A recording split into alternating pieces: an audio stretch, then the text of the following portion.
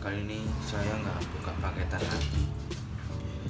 Saya akan memberikan review menurut saya pribadi, perbedaan dari PCB warna kuning dan PCB warna hijau. Yang pertama, PCB warna kuning. Dari pengalaman saya, warna kuning ini lebih awet, terus kalau dipakai langsung bisa nggak pakai ada yang error. Kalau yang hijau ini saya sering pasang terus error.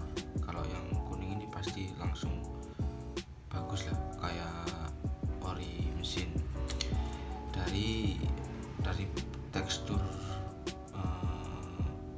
plastiknya pun berbeda, lebih tebal yang warna kuning dan lebih tipis warna hijau.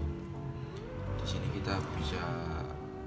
sini saya bisa melihat kalau dari segi hitam-hitamnya ini jauh berbeda. Kalau ini nggak ada bentuk, hanya garis hitam saja. Kalau yang ini lebih ada timbul garis-garis.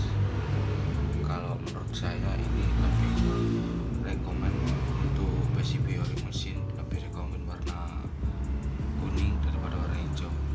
Tapi nggak tahu lagi ya, ini menurut pengalaman saya. Selama saya pakai PCB warna kuning belum ada kendala sama sekali.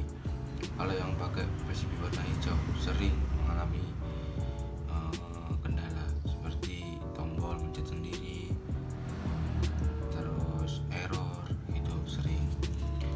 Kalau yang ini saya kasih contohnya agak berbeda. Ini kasih contohnya, ini nggak ada lubang, ini ada lubangnya, karena saya nggak ada kalau yang lubang warna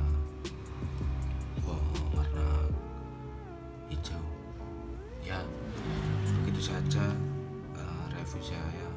Kalau kalian yang mau baru-baru pengen servis setik PS3 yang ori mesin, coba yang warna kuning.